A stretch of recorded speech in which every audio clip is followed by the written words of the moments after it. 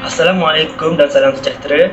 Nama saya Iman Nur Hakim bin Syahidan dan kad matrik saya D202-111-01234. Saya daripada FSKIK Kos Advertising Semata 4. Assalamualaikum dan selamat sejahtera. Nama saya ialah Muhammad Haikal bin Mat Rizwan. Bernama matrik D20221111769.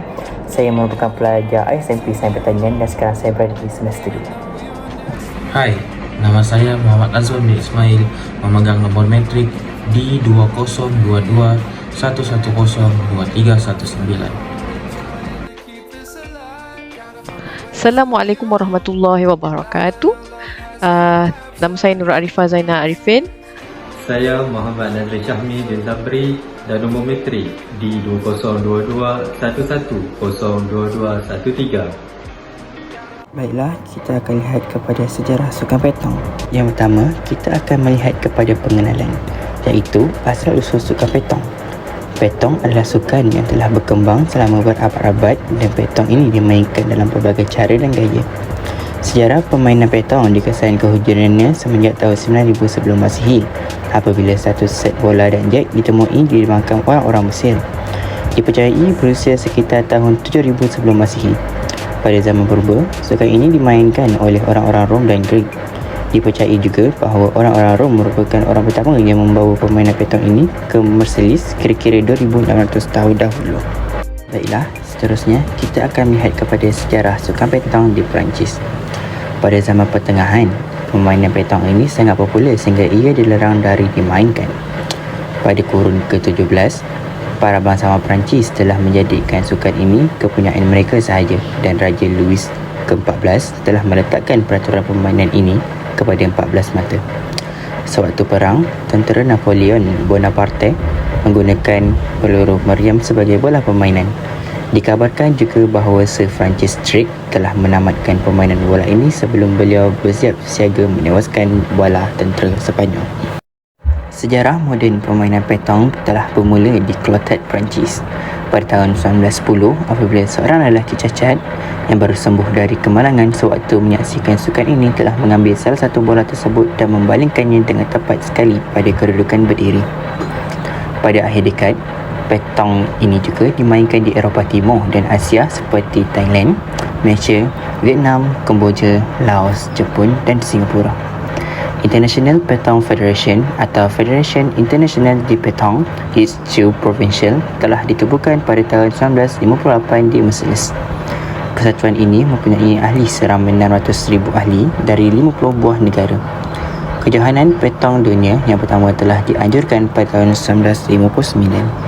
Seterusnya, kita akan lihat kepada sejarah sukan petong di Malaysia. Sukan petong diperkenalkan di Malaysia pada tahun 1987 oleh Kementerian Belia dan Sukan. Pada pertengahan tahun 1989, Yang Mulia Profesor Diraja Engku Abdul Aziz yang di-Pertua Angkasa telah memperkenalkan sukan ini kepada koperasi di Malaysia. Selepas beberapa bulan diperkenalkan, sukan petong telah dirasmikan sebagai salah satu acara sukan negara. Permainan petong ini telah diiktiraf oleh Kementerian Belia dan Sukan sebagai salah satu acara sukan baru. Sejak permainan petong ini dibawa masuk ke negara Malaysia, Angkasa telah memainkan peranan penting dalam memperkenalkan sukan petong ini. Terdapat beberapa usaha-usaha yang telah dilakukan oleh Angkasa dalam sukan petong ini. Antaranya ialah, yang pertama, Angkasa telah mengadakan demonstrasi permainan petong di seluruh negara dari semasa ke semasa. Seterusnya, Angkasa juga telah mengadakan kursus khas permainan dan peraturan-peraturan petong. Kursus ini telah dibiayai sepenuhnya oleh Angkasa. Seterusnya juga, Angkasa juga telah menganjurkan kejohanan petong antara koperasi peringkat negeri dan kebangsaan sempena perayaan Hari Koperasi Antara Bangsa setiap tahun. Yang terakhir, Angkasa juga telah mengambil bahagian dalam pertandingan petong antarabangsa. Peralatan permainan petong. Peralatan yang pertama adalah bol. Bol merupakan peralatan paling penting dalam permainan. Bol iaitu bola petong berbentuk bulat dan diperbuat daripada logam. Bol mempunyai garis pusat antara 70.55mm hingga 80mm dan beratnya adalah 650 gram hingga 800 gram. Bol mempunyai jenama yang tertentu, angka penunjuk, berat dan nombor bersiri. Dalam pertandingan, bol yang digunakan mestilah bol yang diluluskan oleh Persekutuan Petong Kebangsaan. Peralatan yang seterusnya adalah jack. Jack berbentuk bulat dan diperbuat daripada kayu keras atau bahan sintetik. Jack mempunyai garis pusat antara 25mm hingga 35mm. Jack boleh diwarnakan tetapi warnanya mestilah boleh dilihat dengan jelas di atas permukaan gelanggang. Peralatan yang seterusnya adalah alat pengukur jarak. Alat pengukur jarak meliputi alat-alat seperti tape measure, teleskopik measure, kaliper dan tape gauge. Alat ini digunakan untuk mengukur jarak bol yang terdekat dengan kedudukan jack sepanjang permainan petong berlangsung. Peralatan yang seterusnya adalah gelung. Gelung berdiameter 50 cm dan diperbuat daripada plastik. Gelung digunakan sebagai penanda kedudukan kaki semasa pertandingan petong. Seterusnya, kain atau tuala kecil. Kain atau tuala kecil digunakan untuk membersihkan bol semasa pertandingan berlangsung. Ia membersihkan daripada sebarang habuk atau kotoran yang terdapat pada bol bagi mengelakkan bol terlalu licin dan menjejaskan kualiti permainan. Peralatan yang seterusnya yang sering digunakan oleh pemain petong ialah beg. Beg yang digunakan mestilah saiznya bersesuaian untuk mengisi dan membawa peralatan petong.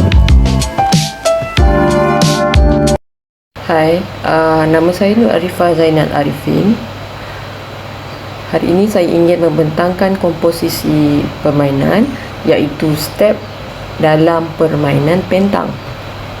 Okey, jadi kita ada dalam pentang ni kita ada ukuran bola dan jenis bola.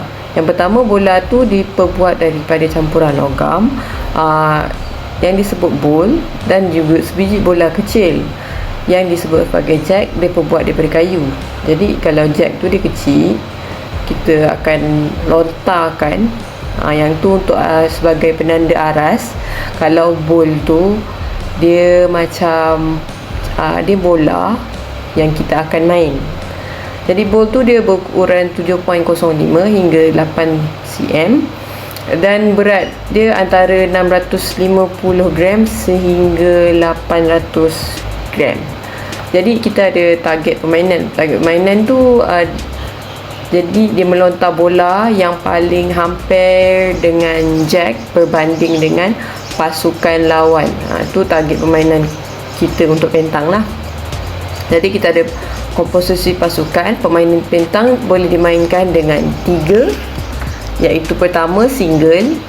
Jadi satu pemain lawan satu lawan satu. Jadi single ni dia setiap pemain dia menggunakan 3 biji bola. Jadi 3 biji lah kalau seorang. Kalau double, jadi 2 pemain lawan 2 pemain.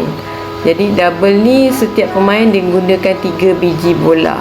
Jadi 3 biji bola bagi pihak lawan dan juga 3 biji bola untuk sebagai pemain lah. Jadi 3 pemain untuk 3 pemain untuk triples, 3 pemain lawan 3 pemain, iaitu triples dia gunakan, setiap pemain ni dia gunakan 2 biji sahaja. Jadi seorang tu gunakan 2 biji lah. Jadi kalau untuk cara-cara permulaan permainan, dia ada penentuan memulakan permainan.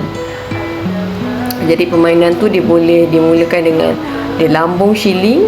Dia lambung dulu dia untuk menentukan pemain atau pasukan yang akan melontar jack berukuran 25 sampai 35 mm ataupun dalam diameter. Sebagai contoh, pemain pasukan biru dia akan mendang lambungan shilling dan mereka akan memulakan permainan. Ini cara-cara dia nak tentukanlah siapa mula dulu. Jadi kalau dalam memulakan permainan, dia pemain daripada pasukan biru akan melakar bulatan berukuran 35 sampai 50 cm diameter di dalam gelanggang. Jadi pemain akan melontar jack dengan jarak 6 sampai 10 meter daripada bulatan itu. Semasa melontar jack dan balls, kedua-dua kaki mesti berada di dalam bulatan tanpa mengangkat kedua-dua kaki sehingga balls pemain menyentuh gelanggang. Okey. Jadi inilah cara-cara bermain. Jadi kalau dalam memulakan permainan tu, biasanya pemain pemasukan biru yang start dulu. Dia lakar bulatan. Kalau sebelum kita main tu, dia buat lakaran. Lepas tu dalam gelanggang tu, jadi kita sebagai pemain, dia akan melontar jack lah. Tapi kita tak boleh keluar lah daripada bulatan tersebut. Jadi kedua-dua kaki tu memang kena duduk dalam garisan bulatan tu. Alright, itu sajalah. Objektif permainan petang ini adalah untuk mendekatkan bola kita kepada jack dengan menggunakan dua teknik utama, yaitu pointing dan shooting. Pointing, pemain melontar bola secara pointing sama ada menggunakan 3 teknik, yaitu rolling, half lob, dan high lob. Mengikut skill yang mendekat untuk mendekatkan balls mereka kepada jack berbanding pihak lawan. Shooting pula ialah kaedah memukul bola pihak lawan yang berada dekat dengan jack supaya bola pihak lawan beredar jauh daripada jack, ataupun dia boleh memukul bola lawan untuk memberi ruang kepada dia atau teammate bagi kategori berpasukan untuk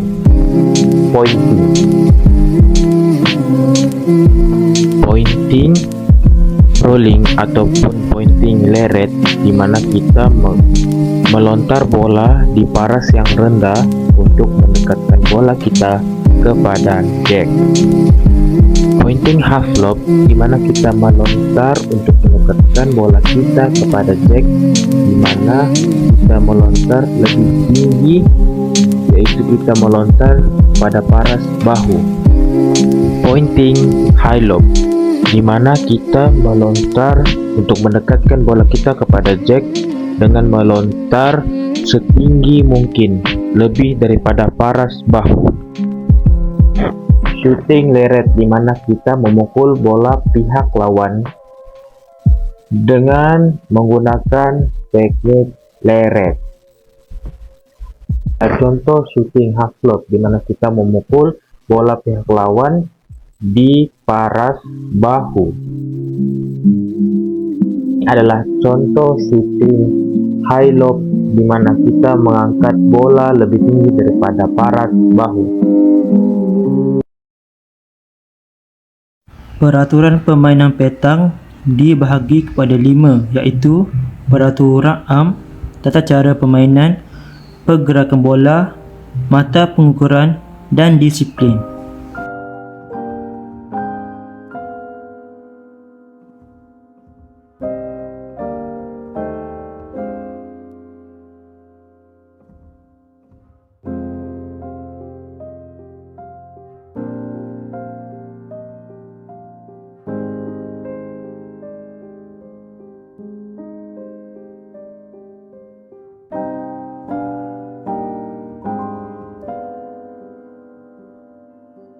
Lima peraturan yang dianggap penting dalam sesuatu permainan.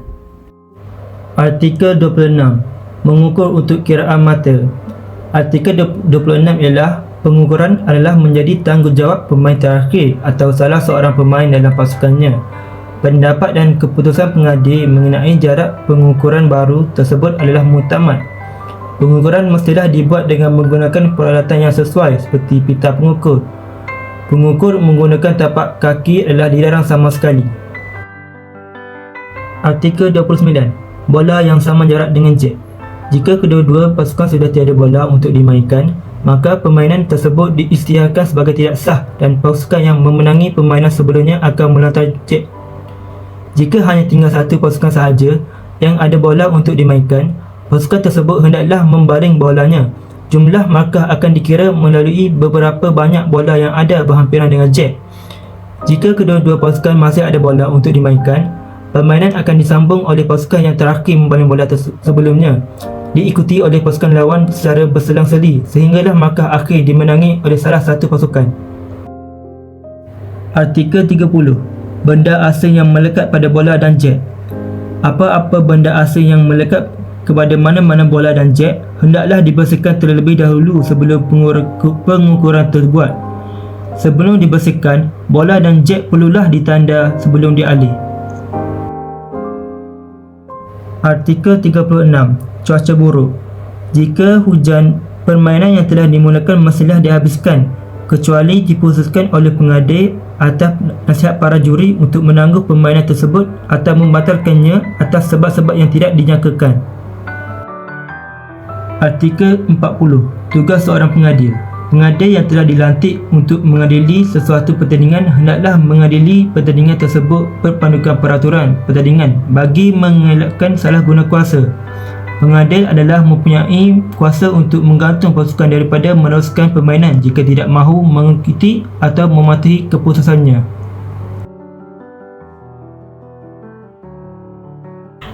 Permainan peatong mempunyai pelbagai kebaikan. Yang pertama, permainan peatong mudah dipelajari. Dengan memerhati dan mengkaji orang itu bermain, kita dapat mengetahui beberapa peralatan asas. Seseorang itu mampu bermain peatong kerana tidak memerlukan pergerakan yang sulit. Hal ini kerana permainan peatong ini dilakukan dalam gelanggang yang kecil yang tiada had masa yang ditentukan untuk menghabiskan permainan. Seterusnya, permainan peatong tidak memerlukan tempat yang tertentu untuk bermain.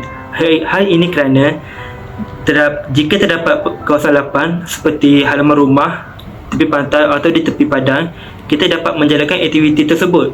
Dengan maksud lain, keluasan gelanggang permainan ini senang dicari.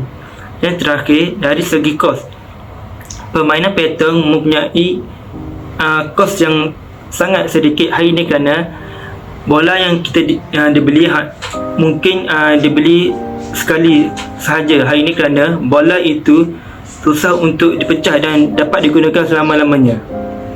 Pada pendapat saya, permainan peatong ini haruslah dikembang atau diwawakan oleh pihak bertanggungjawab supaya tidak diketepikan daripada permainan lain dan menarik minat masyarakat lain untuk mempelajarinya.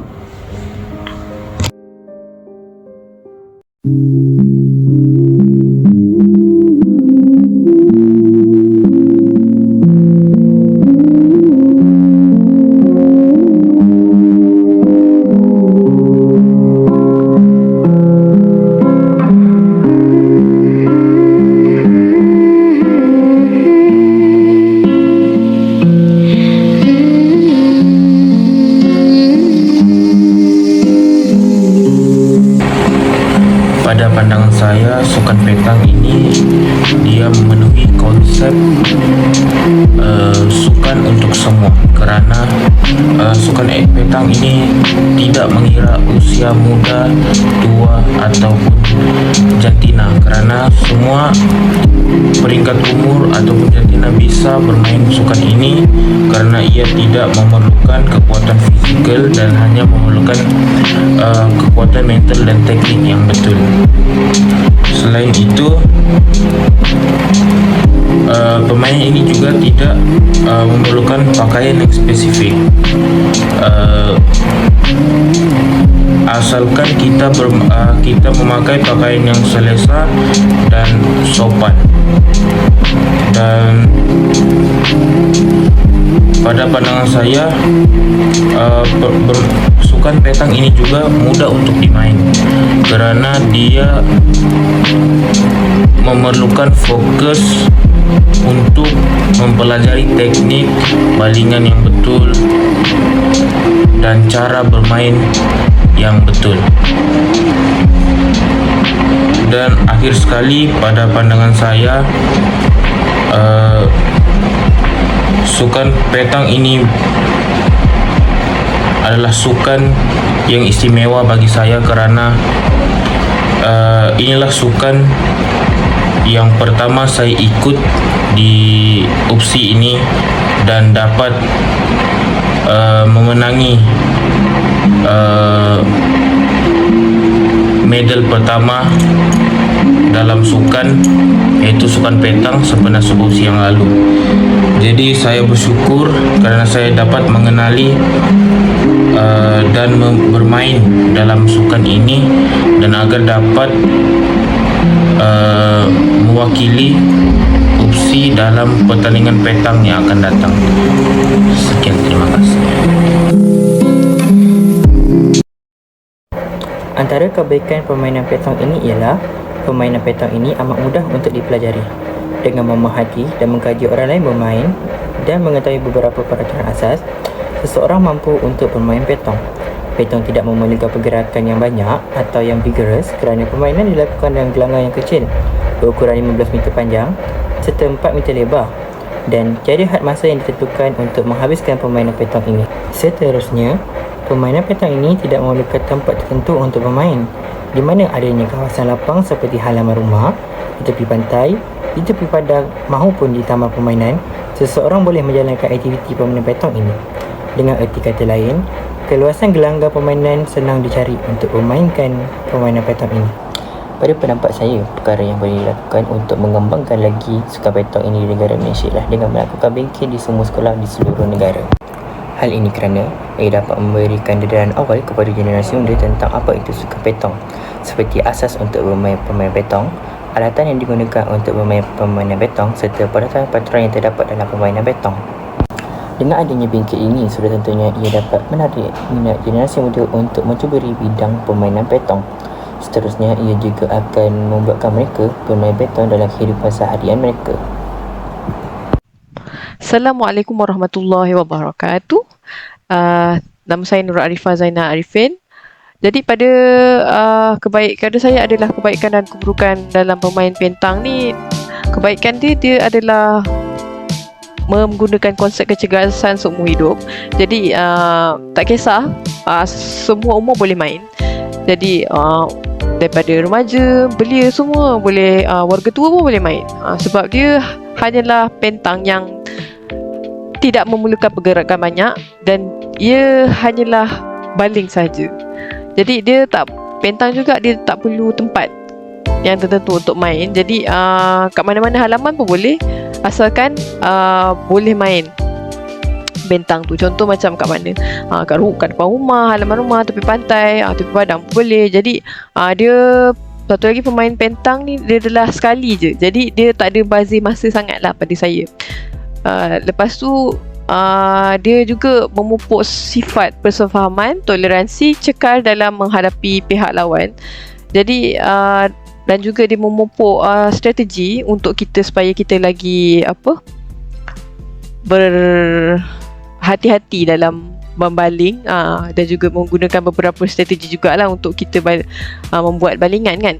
Okey, pada saya dan juga keburukan dalam main pentang ni, keburukan main pentang pada saya dia kurang menarik minat. Untuk pelajar ataupun pelajar-pelajar muda lah terutamanya, sebab mereka tidak faham konsep dan keistimewaan permainan pentang. Jadi sebab dia bukanlah exercise, beraktiviti beriadah yang sangatlah, macam mana orang kata, dia bukanlah aktiviti beriadah yang sangat fun tau. Jadi dia ada macam, jadi pelajar kurang lah, ada macam, jadi pelajar kurang berminat untuk bermain. Jadi masalahnya, keburukan dia, satu lagi keburukan dia punya bola, dia bola besi. Jadi bola besi tu sangatlah berat. Jadi mungkin dia menyebabkan kita rasa berat untuk bawa dia punya bola tersebut. Jadi pada pendapat saya lah, untuk kembangkan sukan ni kita perlu latih pelajar untuk memupuk minat daripada contoh aplikasi game, supaya mereka faham akan peraturan ni. Sebab kebanyakan pelajar tak faham. Jadi keburukan dia, kebanyakannya pelajar tak faham peraturan permainan pentang ni. Jadi dalam ada game tu, dia akan provide peraturan, dia akan provide beberapa cara macam mana kita bermain, termasuklah pihak lawan, macam tu. Jadi buat promosi untuk bermain pentang pun boleh di internet ataupun social media, supaya mereka lebih mudah mengenali permainan petang ini. Jadi saya rasa itu sajalah daripada saya. Terima kasih. Kebaikan petong yang seterusnya. Petong merupakan satu alternatif lain bagi beberapa kegiatan sukan yang terdapat di negara ini, sama ada yang sudah ditubuhkan dan yang baru muncul. Keistimewaan sukan petong ini ialah dapat memenuhi konsep sukan untuk semua. Individu yang kurang kelebihan dari segi fizikal, kecergasan, stamina, konsentrasi dan kewangan boleh menceburi sukan ini. Lelaki, wanita, kanak-kanak, remaja, dewasa dan mereka yang sudah berumur juga boleh melibatkan diri dalam sukan ini.